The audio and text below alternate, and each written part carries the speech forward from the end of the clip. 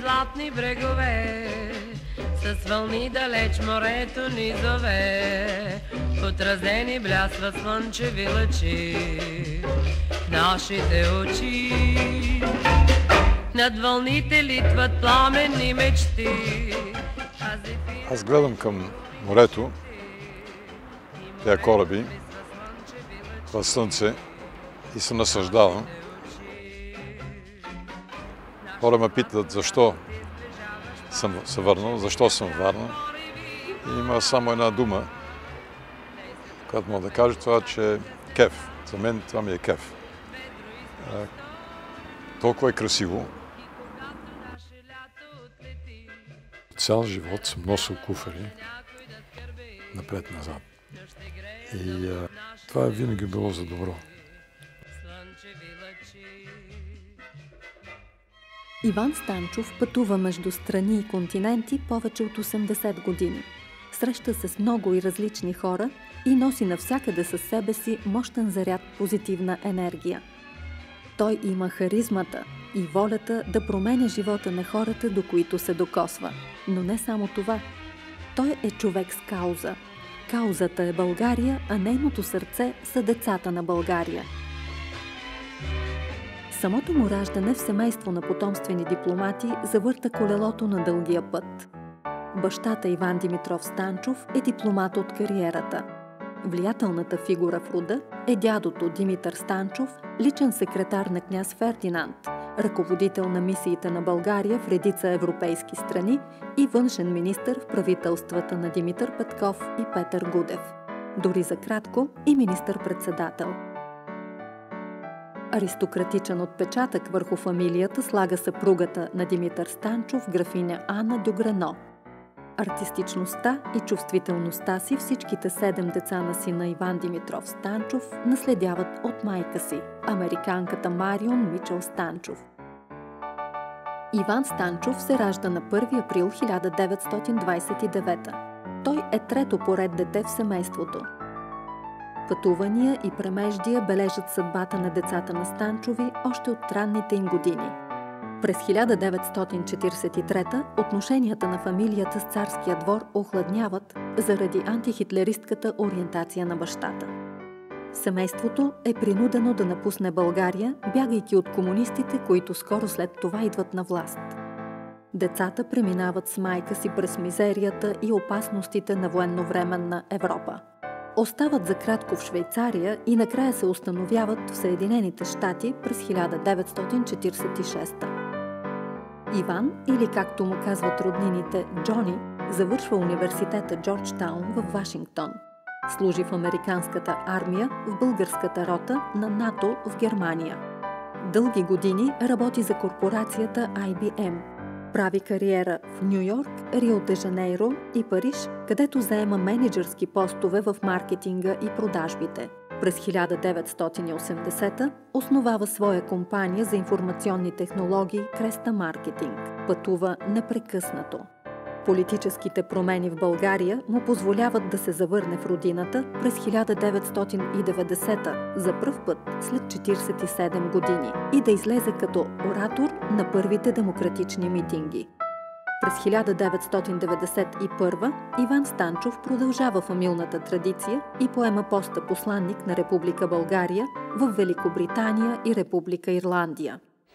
The President of the Republic of Bulgaria will say a few words, and I would like to thank him for having come all this way to see us in London. Той беше човек, който до голяма степен ни открехна, понеже стари връзки, контакти и те се отнасяха много уважително към него. И като посланник той представяше периода, когато изкара своя мандат, представяше България много добре, отваряше много врати, което все пак беше важно за една прохождаща демокрация. Аз го поканих за министър на външните работи в служебното правителство на Инджоа. И като външен министър той стоя също много добре, положи доста усилия, макар от начало, когато аз му се обадих по телефона в Шотландия да го питам, той тък му обръщаше там нещо в градината и казваме, аз имам сега работа. Викам, тази работа идва и тук. Разбира се, той с леко така чувство за хумор. Специфичното му чувство за хумор го каза. Нека се пак да се помисля и да питам и жена ми се, аз имам жена, не съм съвсем сам. Тя има нужда от мен. И викам, добре, срока е до утре. И на другия ден, като чухме, той казва да. He is a man of wearing many hats, wears different hats. He is very capable in many ways. He manages also to change into different personalities with the requirements of life. He has this way with people. He has a way, he's a great public relations man. He's not perhaps the best businessman, but he's a very good public relations man, and he is someone who has enormous communication with people. And he manages to make other people do wonderful things through him because of his energy, because of his dreams, because of his expectations of other people. So I think that in that way he is extremely successful as a man, as a person, and as a person to have worked with. Малко не съвпадат обичайните представи на хората за аристократа, който е с поведението си, с походката си, ако искате, се придават важност, тежест. За него тези неща са твърде формални. Той във всяка компания твърде бързо щупва бариерите и влиза в директен контакт с хората. Аз като отидох при кралица, първото нещо си казвам, какво ще й кажа, как не съм свикнал, как се говори с кралицата. Много мило, тя веднага откри разговора, как го си посланник, мога да питам нещо за този прекрасен костюм.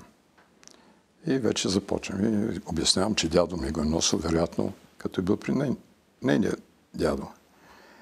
И така започвам, станахме така на приятна атмосфера. 3 седмици по-късно получих копия от писма, който моят дядо е писал на нейния дядо и вице-верса.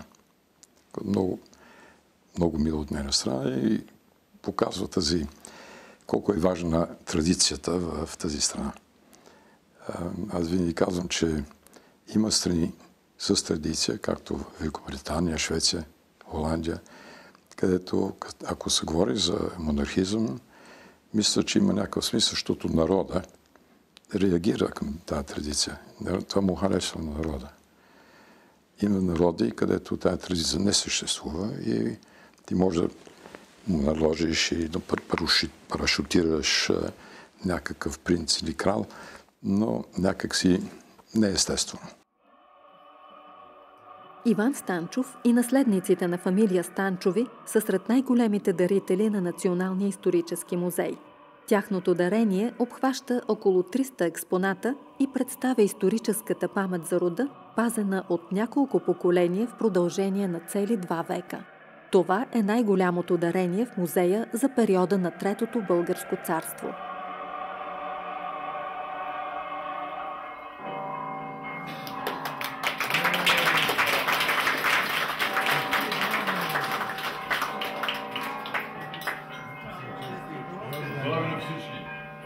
Господин Иван Станчов дарява не само голяма част от това, което по пряка линия притежава за ценни исторически паметници, свързани с дейността на неговите предшественици в рода, баща му, дядо му, от времената на цар Фердинанд, цар Борис III и така нататък. Но той е убедил и целият род, който е доста пръснат, живее в различни точки на света, да издирят между семейните вещи такива ценни паметници, свързани с българската история, и да ги дари на Националния исторически музей. Те ги изпращат на него, а той ги дарява на Националния исторически музей. Тоест, той извършва и това, което ние наричаме издирвателска работа в полза на Националния исторически музей. Но най-благородният принос на Иван Станчов към бъдещето на България е Карин дом. Семейство Станчови учредява фондацията през 1994 и дава името на Карин, тяхна братовчетка, родена с церебрална парализа. Целта на благотворителната организация е да помага на децата с увреждания. За да създадат първия в България истински дневен център за деца със специални нужди, братята и сестрите даряват фамилната къща в морската градина на Варна. Тази къща бързо става средоточие на надеждите на деца и родители от Варна и страната. Защо хората даряват? Така, не е съвсем ясно, но има хора, които са възпитани по този начин. Сега Карин дом е най-популярният в България дневен център за рехабилитация и социална интеграция на деца със специални нужди. Всяка година 150 деца с физически и умствени увреждания на възраст от 3 месеца до 18 години идват за консултации и физиотерапия. Влизането в Карин дом може да преобърне представите за едно трудно детство. Добрите практики в Карин дом имат своите последователи в България. Специалистите там редовно обучават родители и професионалисти от страната. Така с годините името на Карин дом става нарицателно. То е известно като българската марка за успешно развитие на деца с проблеми в подготовката им за един достоен, независим живот. Човек трябва да е луд, да си даде къща, никой не си дава къщата. И аз им казах, не е така. Дядо ми прадядо ми от Свищов, дядо ми е роден в Свищов. И в Свищов има традиция за дарения. Дори се казва град на даренията. В Свищов има тая, мисля, че отчасти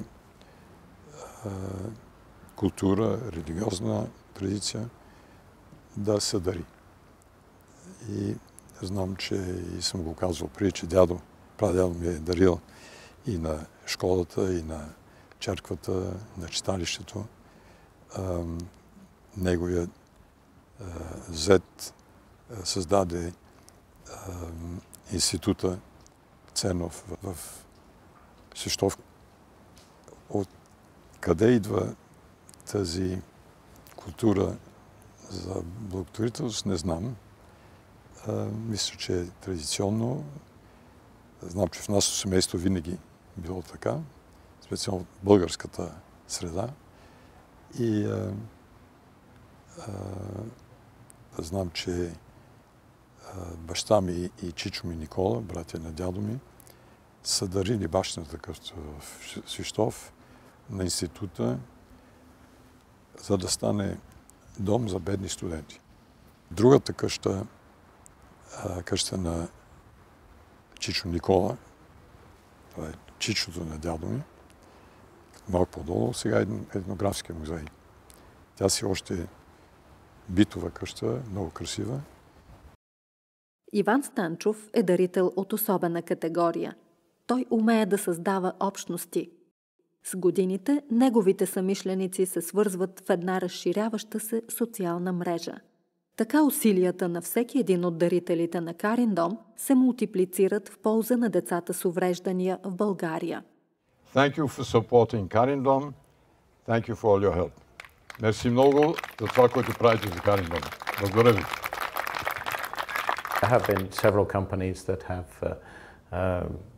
been sponsors for a long time that have grown generally, but it's not the companies, it's generally as a personal link with Mr. Stanchov, that he inspires people into being involved, and somehow you become involved without really having any understanding why you get drawn into this, and that draws in the companies as well. He is one of life's special people. He is the most honest and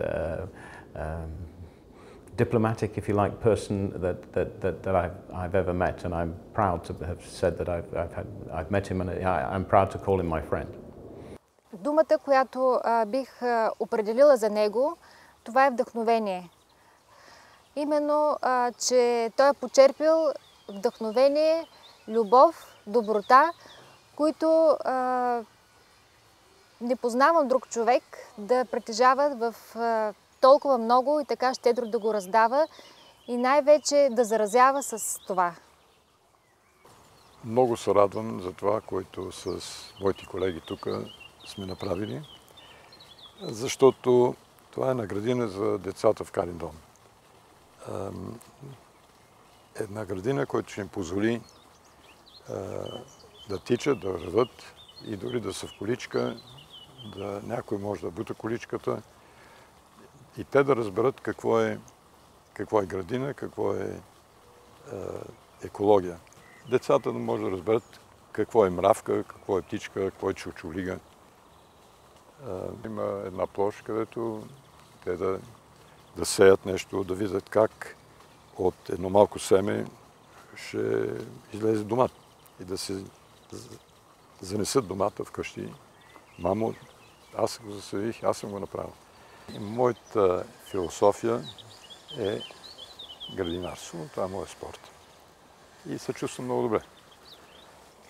И ако някой ме пита, ще кажа, да, правете го и вие, защото градинарството първо, че е приятно, и второто е добре за системата. Всичко трябва да се движи, трябва да вървиш, трябва да седнеш, трябва да се наведеш, да събереш. И второто е, че дава резултат. Като правиш джогинг, тичаш нагоре-надолу, какъв е резултата? Гледаш градината, виждаш, че има цветя, които са красиви, след няколко месеца има картофи, домати и не мога да се оплаквам. Баща ми, голям философ, един ден ми даде едни семена, каза, засей ги, и аз казвам, да, това какво са? Прилича на цветя. Той каза, да, това са цветя. Аз казвам, гледай, другите идват от университета, що не съдим нещо по-така интересно, картофи. И баща ми каза, ще се научиш полека-лека, че в живота имаш нужда и от картофи, и от цветя. И това съм си го запомнил и тук ще видите в градината горе има и картофи, има и цветя.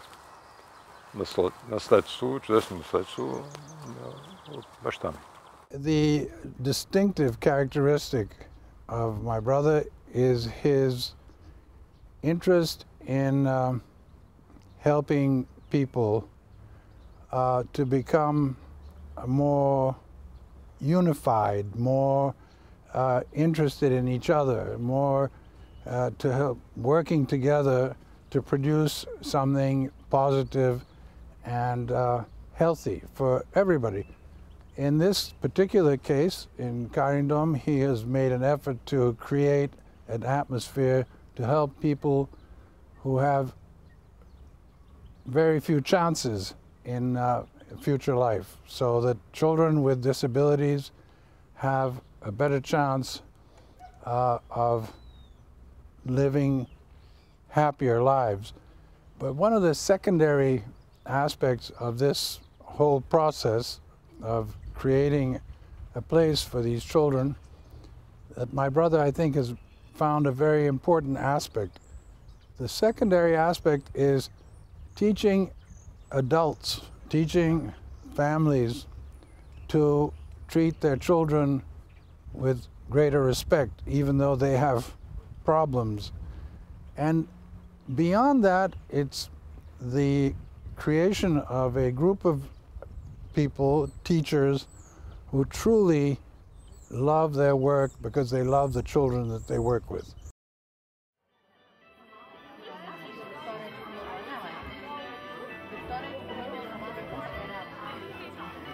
Майка Тереза е писала, че един ден тя се срещна с един човек, който казва: госпожо, вие правите невероятни неща, много съм впечатлен, но накрая нищо не излиза от това. И ти казва: защо? Защото това, което вие правите, е една капка в морето. И майка Тереза, голям философ, казала: по-добре една капка добро, отколкото една капка зло. Ние не сме ориентирани към една специфична религия. Тук имаме деца, които идват, които са християни, има деца, които са мюсюлмани, може би има евреи, не ги питаме. Това не е нашата работа. Нашата работа е да се опитаме да помогнем на децата и да помогнем на тяхните родители, които имат огромни проблеми. И наистина, тук са специалисти, които много помагат. И, разбира се, благодарение на господин Станчов, който е един човек с много златно сърце, просто нямам думи. Един много благороден човек, на който сме много благодарни за създаването на тази фондация. Благодарение на него децата ни имат някакъв шанс да се развиват. За мен Карин дом е един дворец. Място, където израснах и съвсем спокойно мога да го нарека свой втори дом. Бях на годинка и половина, когато постъпих тук, и сега вече съм на 14. Много искам да се науча да танцувам валси. Добре, валс, но кой ще е мой партньор? И седя аз и си мисля, казвам така и така, кой най-точно би могъл да пасне за мой партньор. И отговорът изникна от само себе си. Господин Иван Станчов, моят най-добър и близък приятел.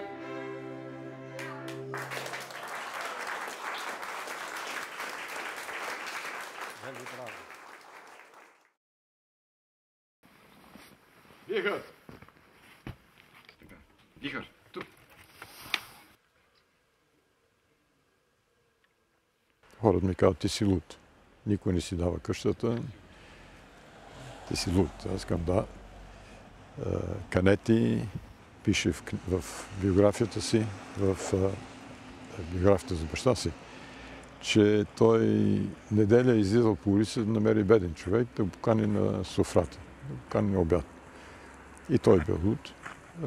И да нодим и повече такива луди, да разберат защо трябва да правим нещо за други. Мисля, това е базата. Ако разберем това, мисля, че всички ще сме по-добре, по-щастливи.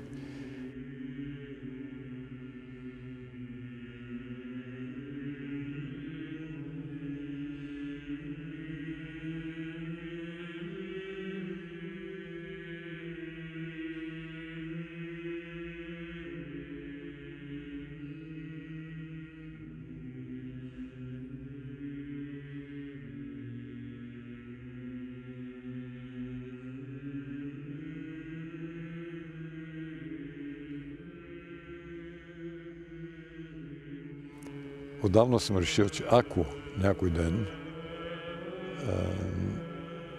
си пиша биография, не че има нещо много важно в живота, но живота ми е бил невероятен, прекрасен, титълът ще е Хамал, защото цял живот съм носил куфари, наляво-надясно. Куфари за семейството, куфари за приятели, куфари за емигранти, които са пристигнали тук или там. Може да се каже, че пътуването е някакси отваря врати. За мен ми отваря врати и за приятели, които идват с мене. Врати към нещо ново, нови баири, нови страни, нови култури, цивилизации, езици. И на мен това ми е приятно и ми харесва да го споделя с приятели. Някак си хората да разберат повече за другите и чрез другите да разберат повече за себе си. Мисля, това е важното в живота.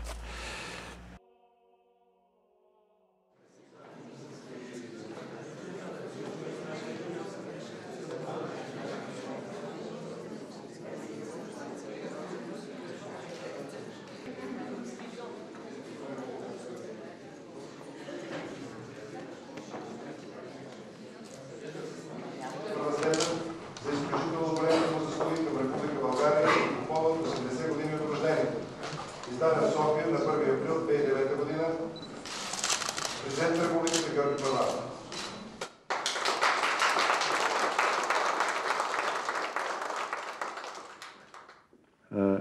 С голям респект връчих най-високото ни държавно отличие на господин Иван Станчов, защото той остави наистина ярка дирия в българската дипломация, като наш посланник в Лондон, като специален пратеник и разбира се като министър, макар и за един кратък, но много важен и интензивен период в развитието на българската дипломация. Ще бъде грешка, ако пропусна, когато казвам своите думи на признателност към господин Станчов, неговата благотворителна дейност, защото той е един невероятен пример за това как човек може да се посвети на младите, на децата и особено на децата, които имат специфични проблеми с центъра, който беше създаден във Варна. Сърдечно му благодаря за това.